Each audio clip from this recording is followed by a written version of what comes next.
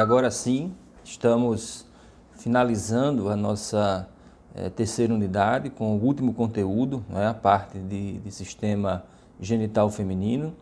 Dentro do sistema genital feminino, iremos abordar os órgãos genitais internos, que são constituídos basicamente pelos ovários, pelas tubas uterinas e também pelo útero e canal vaginal. A estrutura da vagina será estudada aqui também. Não apenas esses elementos em si, individualmente, mas iremos também abordar as relações desses órgãos com o peritônio da cavidade pélvica, porque isso nos dará um excelente embasamento para compreender alguns contextos clínicos associados ao sistema genital feminino. E também, ao final da aula, iremos abordar os aspectos que estão relacionados à genitália externa. Iremos estudar a estruturação, a organização, por exemplo, da topografia dos ósteos, o ósteo externo da uretra, o ósteo vaginal, os conceitos fundamentais que formam o vestíbulo da vagina e clítoris também, para que possamos fechar o conteúdo do sistema genital feminino. Então, com essa aula, nós estaremos aptos a abordar a nossa terceira avaliação, a última avaliação da nossa disciplina, e creio eu que tenhamos feito um excelente proveito dessas aulas remotas que estamos trabalhando junto com vocês, e também, claro, com os aprofundamentos que temos realizado nas nossas aulas síncronas no Google Meet. Então, espero que mais uma vez aproveitem esse conteúdo que está sendo disponibilizado na nossa turma de enfermagem, anatomia para a enfermagem.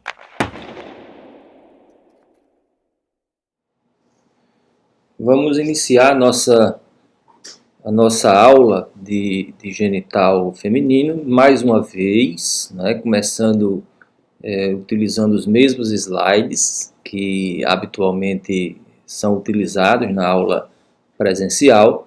E aqui nós vamos começar a nossa análise dos órgãos genitais internos, e a primeira parte da aula será focada nos ovários e nas tubas uterinas. Então aqui, numa vista superior da pelve, ainda com o peritônio, revestindo as vísceras, você tem uma vista da bexiga urinária recoberta pelo peritônio, aqui o útero, na porção mediana, e o segmento de reto, na porção mais posterior. Essa parte que está mais aderida à parede são os grandes vasos, que nós já estudamos, as duas ilíacas, artérias ilíacas comuns e a veia ilíaca comum esquerda representada aqui na imagem.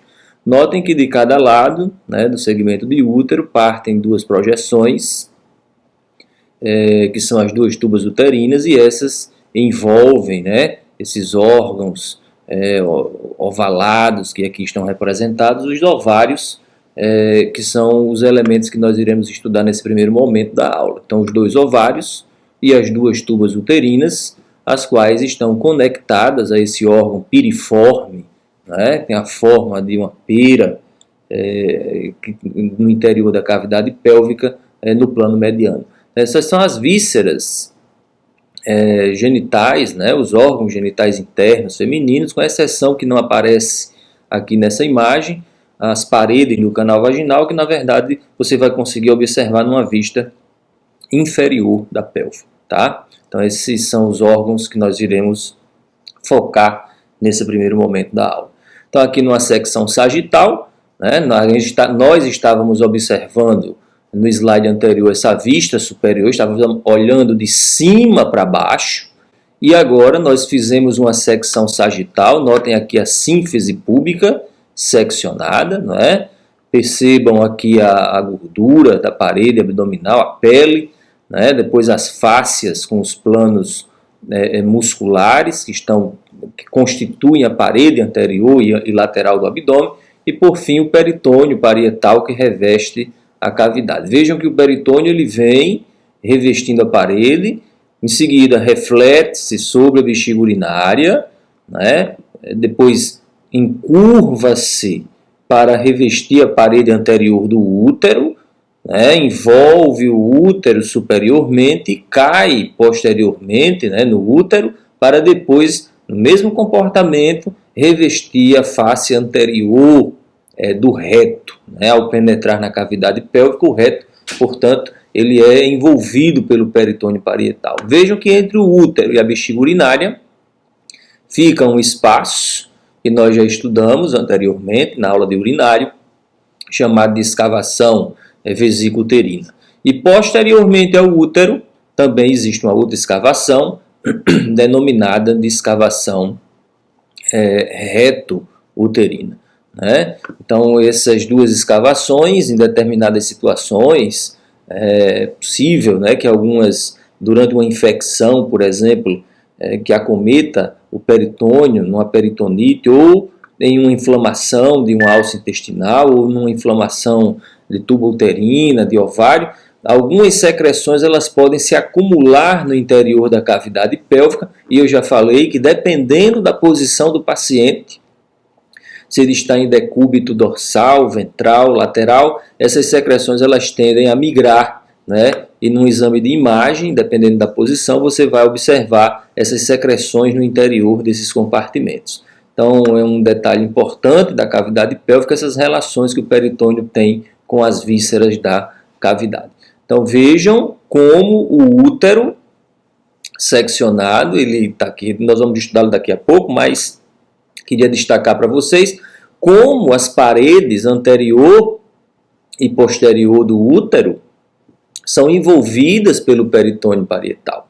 E vejam que a base inferior do útero, que é exatamente o colo do útero, é envolvido pelas paredes posterior e anterior da vagina. Tá? Então, o canal vaginal, numa vista aqui mediana, não é? Numa secção sagital, mediana, observem aqui como a parede posterior do canal vaginal reflete-se sobre o colo do útero, né? Na margem posterior do colo, e a parede anterior da vagina se reflete no colo, na porção anterior do colo do útero. Então, esse é um ponto que eu queria que vocês observassem, dessas relações topográficas dos órgãos genitais internos, né, com o peritônio e com os elementos do canal vaginal. Vejam lateralmente lá a tuba uterina, ó, migrando lateralmente e abraçando, né, envolvendo o ovário que está localizado lá posteriormente na imagem, mas na verdade em posição anatômica, lateralmente, né, envolvendo o segmento de ovário. Então, é importante essa análise que vocês devem fazer, né, essa noção da topografia das vísceras no interior da cavidade pélvica.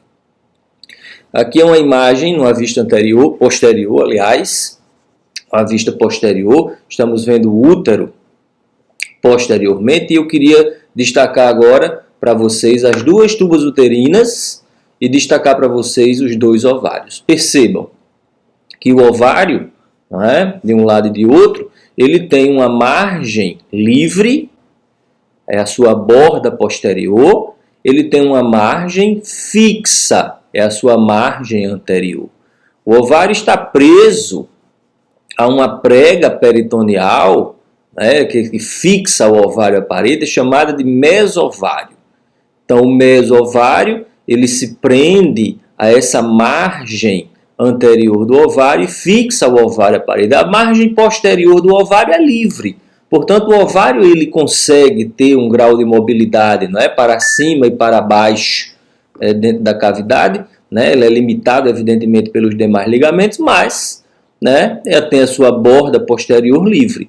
Notem que o ovário também tem, além de duas bordas, ele tem duas extremidades. Ele tem uma extremidade superior, ele tem uma extremidade inferior, né? Alguns autores denominam também de extremidade lateral e extremidade medial do ovário. Essa extremidade medial, ela está presa à parede lateral do útero, notem, né?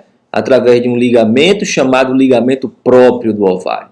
Enquanto que a sua extremidade lateral está presa à parede, ó, presa à parede lateral da pelve por um ligamento denominado ligamento suspensor do ovário, tá? Então, isso é importante que vocês também percebam essas relações com o peritônio. O ovário na sua margem anterior, preso pelo mesovário.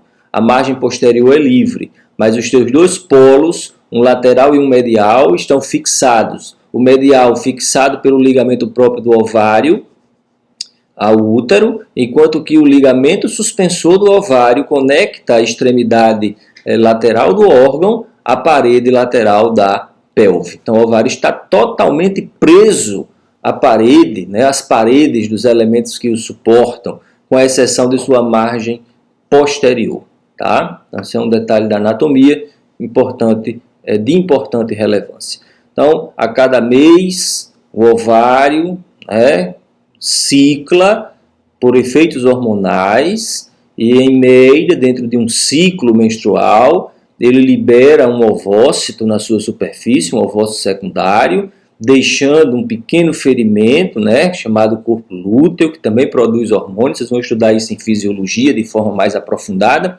Mas o que é liberado nesse processo chamado de ovulação é um ovócito secundário. E esse ovócito secundário, ele é coletado, captado por essas fímbrias, na extremidade mais lateral da tuba uterina. É como se fosse uma pequena vassoura que varre a superfície do ovário e coleta esse ovócito para o interior da tuba uterina. E a tuba uterina, por sua vez, como vocês já viram, tem uma extremidade livre, que se movimenta na superfície do ovário para a coleta do ovócito secundário, e tem uma outra extremidade que está presa ao útero.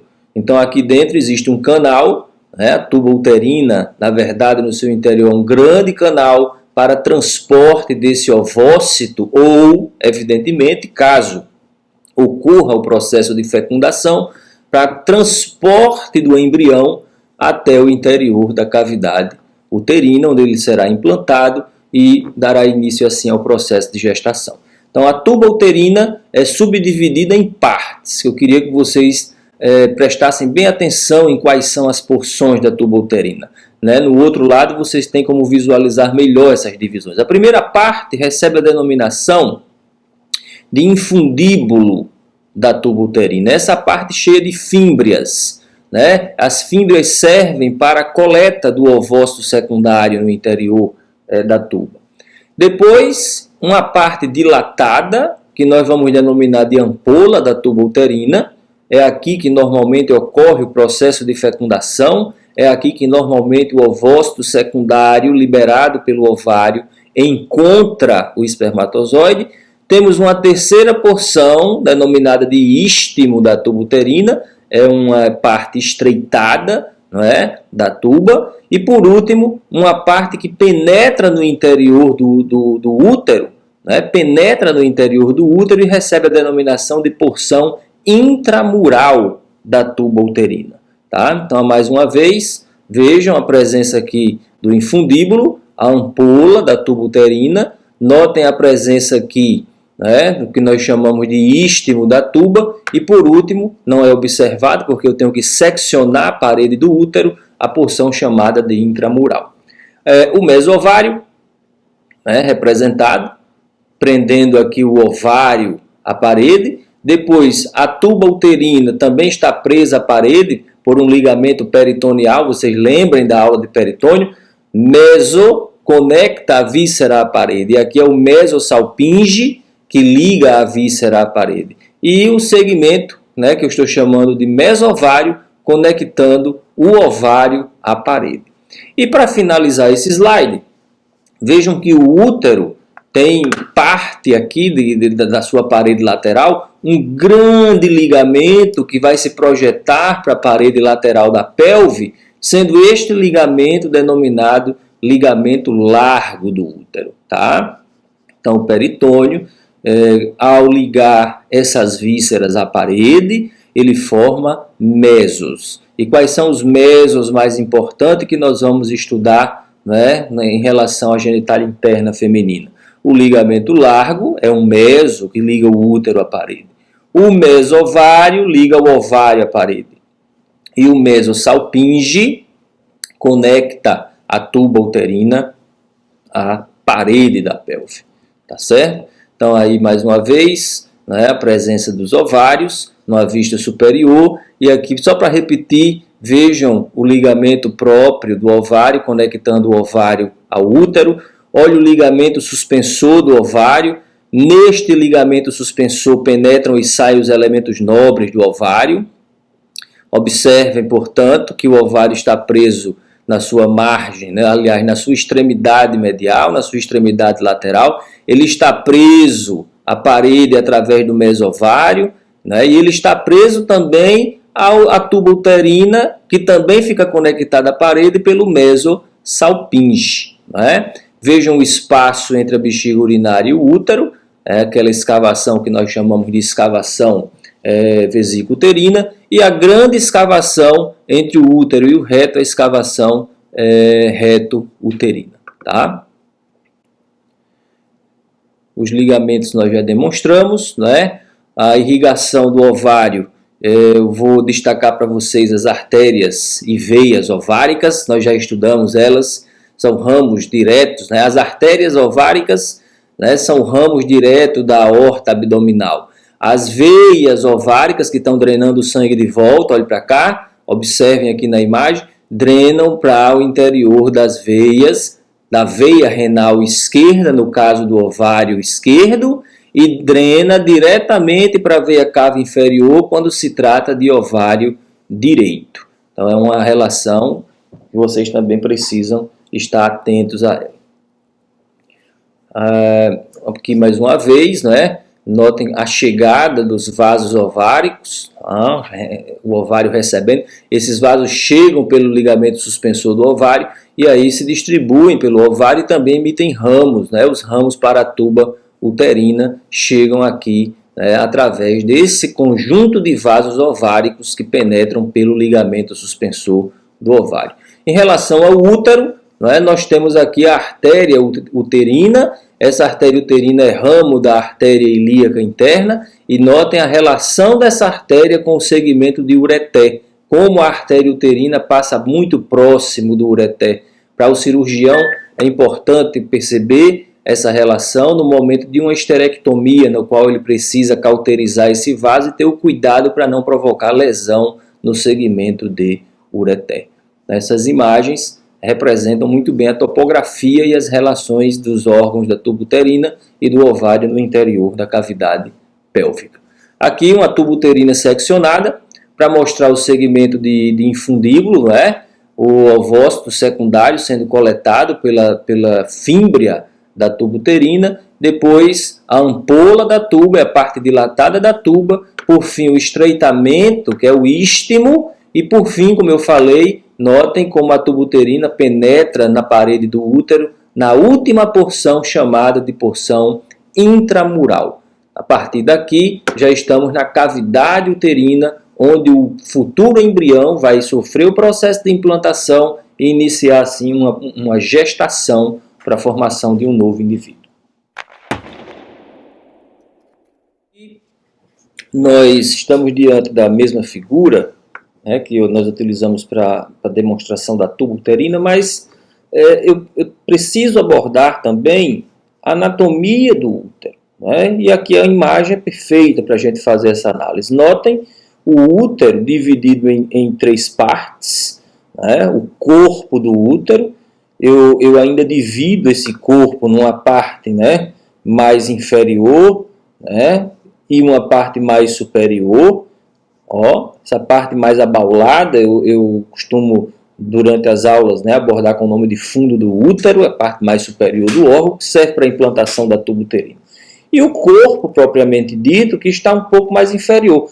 Notem também que o corpo, quando se aproxima da musculatura do diafragma pélvico, ele sofre um estreitamento, e esse estreitamento recebe o nome de istmo do útero.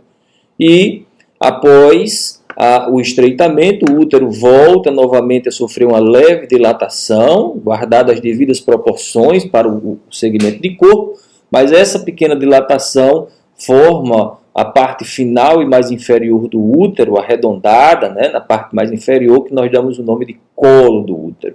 Então, o fundo do corpo, o istmo é o estreitamento, por fim, o colo do útero, que já está presente no interior do canal vaginal, né? Ele é visualizado superiormente em relação ao canal vaginal, na parte mais superior do canal vaginal. É importante que vocês vejam que o útero também é dividido em camadas. Existe uma camada mais externa, talvez eu tenha uma figura um pouco mais à frente para demonstrar isso, denominada de perimétrio. Uma camada mais interna que reveste a cavidade uterina propriamente, que é denominada de endométrio, onde ocorre a implantação do embrião. E, por fim, entre o endométrio e o segmento de perimétrio, nós temos a camada muscular do útero, denominada de miométrio. Então, essas são as camadas que formam o útero. O cérvix uterino, essa parte mais estreitada, ele tem um segmento, né, que conduz ao interior do corpo do útero, ao interior da cavidade uterina, que denomina-se de ósteo interno do útero. E comunicando o útero propriamente dito com o canal vaginal, existe um ósteo externo do útero. E aqui, entre os dois ósteos, a presença de um canal chamado canal cervical. É a parte que realmente comunica o útero, a parte mais inferior, com o segmento de cavidade uterina. Então, essa é um pouco da anatomia do órgão, anatomia geral do órgão. Aqui uma peça para demonstrar, uma peça natural, não fixada em formol. Vejam os dois ovários, olha o ligamento próprio do ovário. O suspensor do ovário tem uma pequena parte dele aqui representada, mas a maior parte foi seccionada. Olha o mesovário, o mesosalpinge, que conecta a tubo uterino à parede, e aqui estamos diante do chamado ligamento largo do útero, na vista posterior. O colo do útero, aqui está representado, com o ósteo externo do útero, o ósteo uterino, representado também aqui nessa imagem. Então, a imagem para tentar demonstrar um pouco da anatomia real do útero, para que ele se apresente. E aqui o fundo do útero, o corpo uterino, o ístimo, a parte estreitada, que eu chamei a atenção de vocês, e por fim, o colo do útero. Só é observado quando você secciona as paredes do canal vaginal para poder expor o segmento de colo uterino. Então, aqui mais uma vez, as camadas, do perimétrio, do miométrio e do endométrio, tá certo? Que nós demonstramos no slide anterior. É importante que vocês vejam, mais uma vez, aquelas escavações, O útero ele está preso às paredes laterais da pelve, através do ligamento útero-sacros. Esses ligamentos são importantes pontos de reparo durante o processo cirúrgico, para a esterectomia. De importante relevância destacá-los aqui nessa imagem. Aqui, para demonstrar a vocês a presença da artéria uterina, que é ramo da artéria ilíaca interna. Esse vaso ele pinça o ureter está passando, vindo lá do rim, cruzando os vasos ilíacos. Em seguida ele caminha em direção à bexiga urinária e nesse trajeto ele é cruzado pela artéria que nós denominamos de uterina. Tá? Portanto, como eu já disse, para o cirurgião, atenção redobrada durante a esterectomia para não cauterizar ou não provocar lesão no ureter durante a passagem aqui, da artéria uterina, ramo da ilíaca interna. Então, aqui uma vista inferior do colo, afastada aqui as paredes anterior e posterior do canal vaginal, para que vocês possam visualizar o colo do útero, representado, e vejam o colo de um paciente, que nós denominamos de nulípara, que nunca teve filhos, que nunca pariu, e aí, à medida em que os partos normais vão acontecendo, notem a alteração do formato do ósteo externo do útero. Vocês podem observar aqui a diferença na anatomia de acordo com a quantidade de partos que o indivíduo sofreu ao longo da vida. Então, aqui o início lá do trabalho de parto, e a representação das dilatações que ocorrem ao longo do trabalho de parto e que pode ser facilmente palpável, né, durante o processo de parto. O profissional que faz e que mede o grau de dilatação do cérvix uterino, ele tem esse trabalho, né, e aí ele consegue medir o diâmetro, né, do ósteo e mais ou menos prever, né, quanto tempo de trabalho de parto ainda resta de acordo com a dilatação da cérvix, a dilatação do colo do útero. Então, durante a nossa aula síncrona, nós teremos uma oportunidade de aprofundarmos um pouco mais esses conceitos, tá? E nós vamos guardá-los para a nossa discussão presencial. Aqui, mais uma vez, essas dilatações que ocorrem na cérvix uterina, né, até termos a apresentação fetal lá no colo do útero, né, quando a cabeça do feto ela já consegue ser facilmente palpada e praticamente todo o diâmetro da circunferência cefálica ela aparece lá na cérvix uterina, se projetando no ósteo externo do útero, né, gerando aí um colo com 10 centímetros de dilatação. Muito bem, o canal vaginal, órgão feminino da cópula, músculo membranoso, com 7 a 9 centímetros de comprimento, a porção inferior do sistema genital feminino e também atua funcionalmente como sendo o canal do parto. Então aqui está o colo do útero e para visualizar esse colo eu tive que remover, seccionar a parede anterior da vagina, ó, removi e eu estou observando a parede posterior do canal vaginal. É importante que vocês notem que essas vísceras, né, útero, tubas, ovários, canal vaginal, nessa secção, vejam como elas estão sustentadas pela musculatura, ó, que forma e que constitui o chamado assoalho pélvico, né, o chamado diafragma pélvico.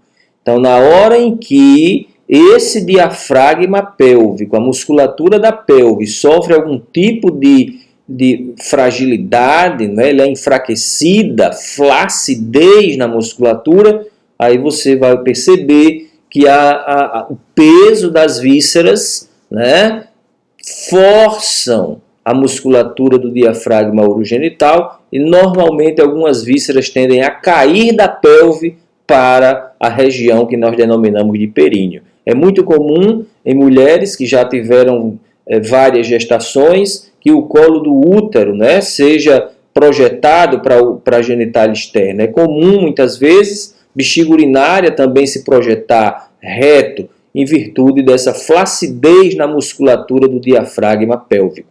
E aí o procedimento é cirúrgico para a recuperação, né, a chamada plástica do períneo, para dar fortalecimento à musculatura do diafragma urogenital. Evidentemente que alguns procedimentos e protocolos de fisioterapia são também integrados para que a paciente recupere, né, a tonicidade muscular necessária para sustentar o peso das vísceras na cavidade.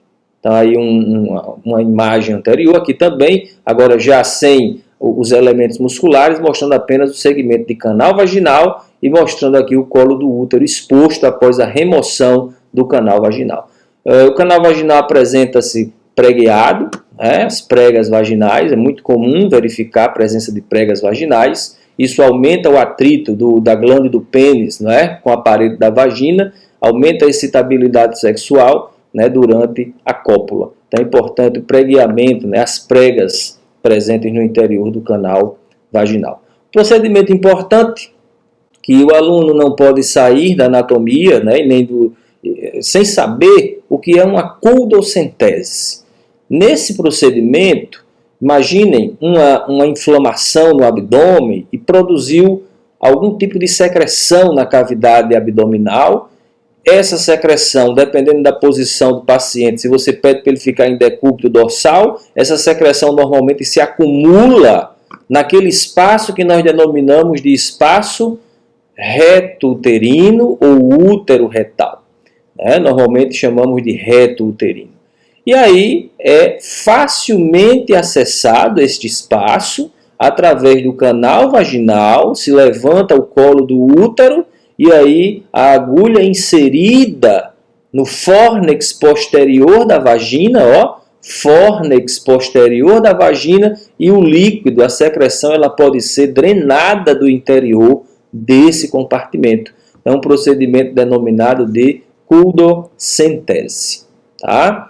Então, durante a culdocentese, se remove essas secreções e o paciente ele pode, assim, ter um acompanhamento mais apropriado, né, no tratamento de suas infecções. Essa outra imagem, né, para mostrar a medida do diâmetro pélvico conjugado, vejam como ponto de referência a sínfise púbica, e aí percebam, né, que o profissional está tentando tocar o promontório sacral. Normalmente o promontório sacral ele não pode ser palpado numa pelve considerada normal, numa pelve que tenha diâmetro para a passagem do feto. Esse promontório sacral, que é essa projeção do sacro, é quando a coluna na região lombar se articula com a primeira vértebra sacral, isso forma uma saliência chamada de promontório, e aí o profissional da saúde tenta fazer a palpação do promontório sacral, né? E aí ele mede o diâmetro conjugado. Nesse momento, né, nós dizemos que o promontório sacral ele deve ser inatingível ao toque, e quando ele é inatingível, significa dizer que existe diâmetro para a passagem do feto. Se ele for palpado, não existe diâmetro, e aí o encaminhamento, né, é para clinicamente encaminhar essa paciente a um parto por via cesárea. Tá? Então, essa é uma relação da pelve que o aluno da enfermagem também deve reconhecer a sua importância.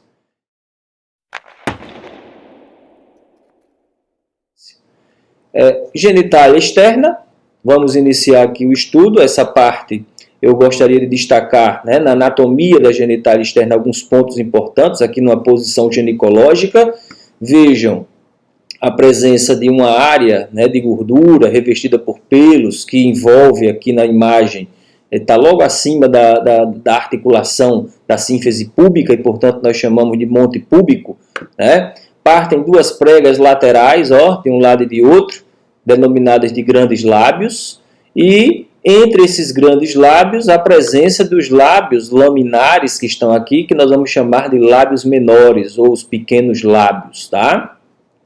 Os grandes lábios se encontram anteriormente, né, na chamada comissura labial anterior, e os grandes lábios também se encontram posteriormente, numa comissura chamada de labial posterior. Entre os lábios menores, existe uma área fusiforme, que nós vamos denominar de vestíbulo da vagina. E aí, é importante se destacar que dois orifícios se abrem no vestíbulo da vagina. O primeiro e mais inferior, nós vamos denominar de ósteo da vagina. Esse espaço dá passagem ao canal que nós já estudamos com o nome de canal vaginal. E logo acima dele, isso em posição ginecológica, é bom que se diga, está o ósteo externo da uretra. Então aqui, nesse ósteo externo da uretra, nós temos a saída, né, da via urinária, e no ósteo vaginal nós temos aqui a entrada, né, da via genital. Tá certo? Então isso é importante que o profissional reconheça, porque durante a passagem de sondas, ele não pode errar a passagem da sonda, ele tem que reconhecer esses dois ósteos, e eu digo isso porque muitas vezes, né, existem relatos de profissionais da área que com tanto tempo, né, que estudaram anatomia, continuam fazendo alguns procedimentos de forma inadequada. Então é importante que vocês estudem anatomia. Vejam que os lábios menores, eles se encontram superiormente, né, se aproximam e formam o que nós chamamos de frênulo da glande do clítoris. E eles também emitem duas porções laterais que se encontram superiormente, formando o que nós chamamos de prepúcio da glande do clítoris. Então, esse tecido superior é o prepúcio da glande. São lâminas laterais que se originam dos lábios menores e que se projetam para cima. Esse é o prepúcio.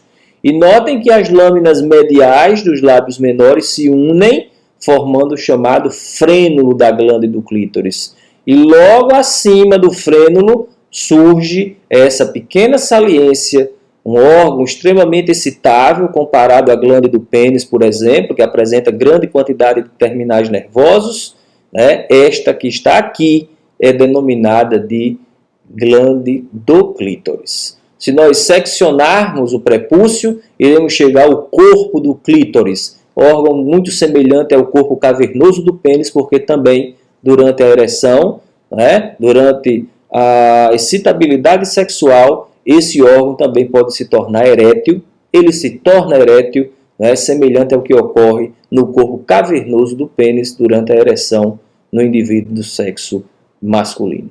Tá? Eu vou fazer uma dissecação desse conjunto, tirando a pele, né, tirando os grandes lábios, tirando todos os elementos, porque eu queria destacar para vocês uma glândula importante, né, denominada de glândula bulbo, aliás, glândula vestibular. Né? Essa glândula vestibular, ela tem também uma capacidade de ereção durante a excitação sexual, e isso promove, não é, uma pequena redução no diâmetro do ósseo da vagina, aumentando o contato da glândula do pênis com a parede do canal vaginal. Tá bom? Então, isso é um ponto de reparo, né, nessa glândula vestibular, né, que envolve o vestíbulo da vagina. Outro ponto a destacar, no ósteo da vagina, nos indivíduos do sexo feminino que não apresentaram ainda nenhum parto, né, e que não apresentaram relação sexual, normalmente esse ósteo ele é parcialmente obturado por uma prega, uma prega denominada ímen. Então, durante a primeira relação sexual, esse ímen tende a se romper, né? Em alguns casos não traz maiores repercussões, em outros casos, dependendo da vascularização do órgão, pode acontecer algum sangramento, mas muito pequeno, tá? E aí o ímen é um órgão que precisa apresentar essa quantidade, essas pequenas perfurações na sua superfície, porque quando da primeira menstruação se faz necessário, né, a saída do fluxo menstrual, e é importante que esse ímen ele seja perfurado. Em alguns casos, indivíduos que apresentam ímens imperfurados, faz-se necessário, né, cirurgicamente, uma pequena incisão na parede do ímen para que o fluxo menstrual durante a primeira menarca possa acontecer, né, sem causar maiores complicações. Caso isso não seja realizado, o fluxo sanguíneo volta pela cavidade uterina, passa pelas tubas uterinas e em seguida vai ser derramado no interior da cavidade pélvica. Por isso que tem que haver, né, essa secção do ímen para a passagem do primeiro fluxo menstrual. Então aí uma vista inferior mais uma vez, mostrando aqui o diafragma urogenital. Essa musculatura ela é uma musculatura relativamente forte, potente, ela está aqui para permitir, né, que uma série de funções, a defecação, né, a micção, o suporte do peso das vísceras das cavidades pélvica abdominal, ela possa ser sustentada no interior da pelve. O enfraquecimento dessa musculatura provoca sérios prejuízos a esse equilíbrio das vísceras na cavidade pélvica. Tá? Muito bem, para a gente finalizar, eu gostaria apenas nesse momento de destacar um nervo denominado de nervo pudendo.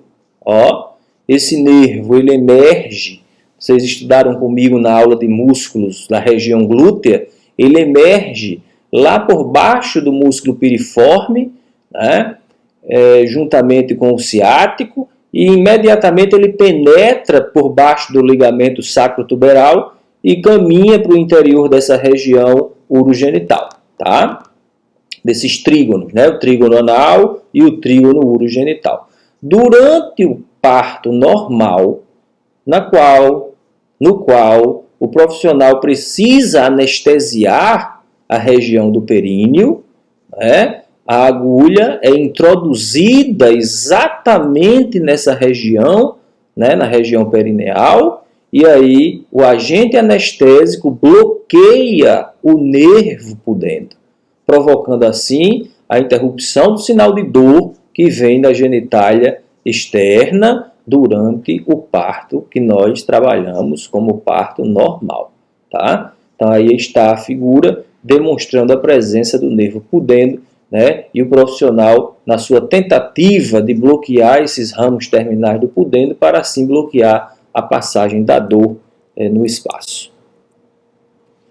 E aí, com esse conjunto bloqueado, é possível fazer uma episiotomia, para abrir um pouco mais a genitália externa, o ósteo da vagina, e assim facilitar a saída do feto pelo canal vaginal. Aqui a musculatura, que sustenta o peso das vísceras. Se essa musculatura do diafragma urogenital se enfraquece, aí as vísceras tendem a cair do interior da cavidade pélvica, e aí é preciso fazer uma plástica no períneo para tentar novamente sustentar o peso dessas vísceras no interior da pelve. Rápida de alguns aspectos de topografia, de posição tridimensional, para vocês terem uma noção geral da estrutura. Então aqui uma imagem da pelve feminina, para você observar a posição das estruturas que estão na pelve. Vejam, em relação aos ossos. Vejam o segmento de útero, numa vista superior, a bexiga urinária, tá? Observem aqui a tuba uterina e os seus segmentos, os ovários. Vejam o ligamento próprio do ovário, Veja aqui o infundíbulo da tuba, que nós já estudamos, a ampola e o istmo, tá? Então essa é uma visão aí superior. Eu vou agora tentar observar numa vista posterior, para que vocês identifiquem também essas mesmas estruturas aqui. Então vou levantar um pouco aqui para ver na abertura inferior da pelve, o útero, numa vista inferior, os dois ovários, o ligamento próprio do ovário, tuba uterina, olha lá a tuba uterina representada, percebam.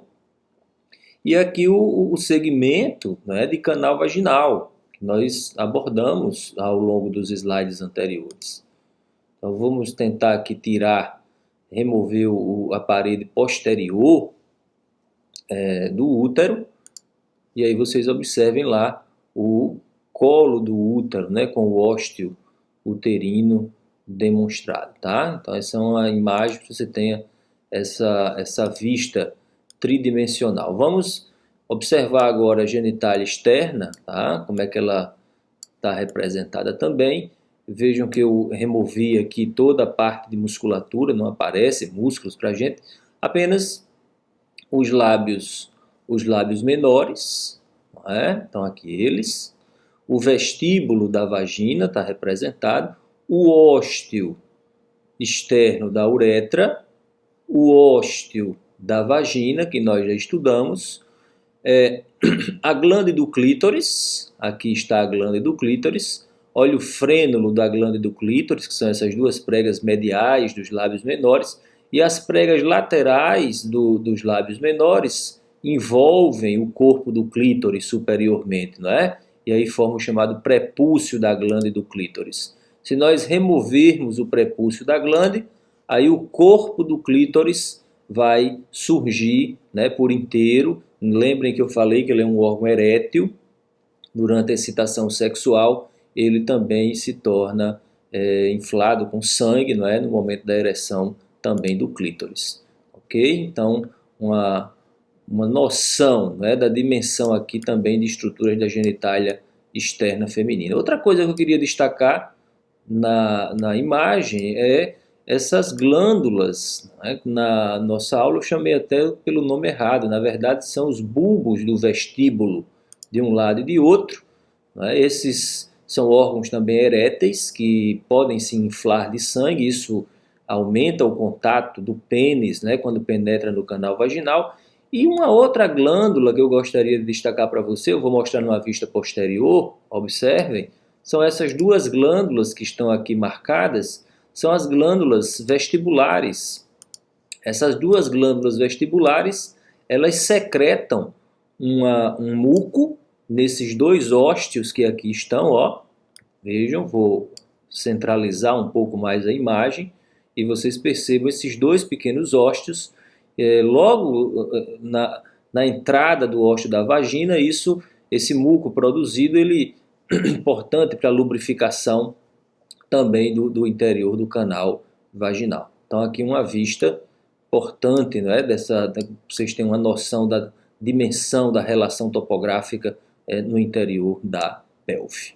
O contexto para a gente estudar a pelve feminina, eu coloquei esse modelo com pele, né, com tegmento também, com os elementos musculares, para que a gente pudesse fazer uma dissecção, né, desses elementos. Notem a genitália externa, tá? Com aqui posicionado com os lábios maiores, com os lábios menores, né? E com aqueles outros elementos que vimos na apresentação anterior, clítoris, o prepúcio, né? Da glândula do clítoris e também o chamado frênulo da glândula do clítoris. Então aqui nós já estudamos esses elementos, tá?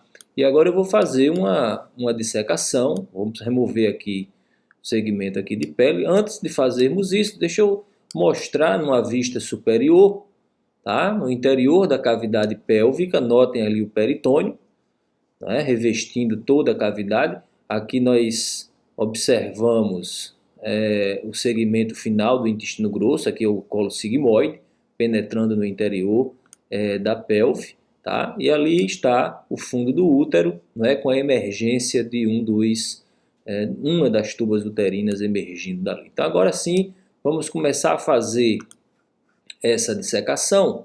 Vamos começar retirando aqui o segmento de pele, né? Vamos também já remover músculos, tá? Vamos aqui o glúteo, né? Nós já estudamos, olhe bem a presença do diafragma urogenital, interessante prateleira muscular que sustenta todas as vísceras da cavidade pélvica, né? Aqui ele está representado. Todos esses músculos recebem denominações, por exemplo, nós temos aqui que remover essa fáscia que está no períneo, né? Vamos remover para aparecer aqui os músculos, né? O músculo iliococcígeo, a presença do músculo pubococcígeo, a presença do músculo pubo-retal, né? Nós temos aqui músculos importantes, isquio cavernoso, o músculo compressor da uretra, temos aqui o músculo superficial transverso do períneo, tá? Temos aí a musculatura, né, a parte subcutânea, né, do esfíncter anal, enfim, os músculos que compõem o períneo, eles desempenham um importante papel em diversas funções e também sustentam o peso, né, das vísceras que estão no interior da cavidade. Então vamos continuar aqui esse processo de remoção. Vou tirar todas as camadas musculares, os músculos da parede do abdômen.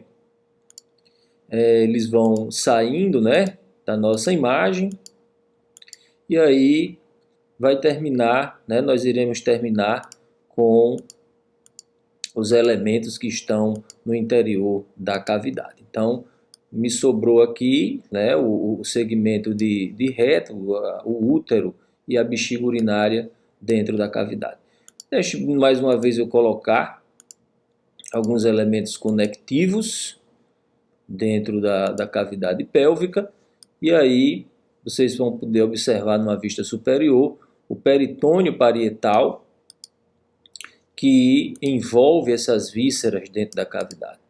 Ok? Então vamos aqui removendo estruturas para que vocês vejam o peritônio que está envolvendo as vísceras na cavidade. Ó, aquela escavação que eu chamei de vesícula uterina, e aqui por trás, posteriormente, a escavação reto-uterina. Vamos remover aqui os elementos ósseos. Antes disso, vou fazer a remoção de alguns elementos conectivos, tá? Não vai me sobrar nada de conectivos. E aí eu vou remover os elementos ósseos para que vocês observem comigo apenas os segmentos viscerais. Então, aí estão, né, as vísceras da cavidade pélvica. Tá? Então, nós, com essa pequena demonstração, apresentamos para vocês os elementos que compõem o aparelho genital feminino e suas relações topográficas dentro da cavidade.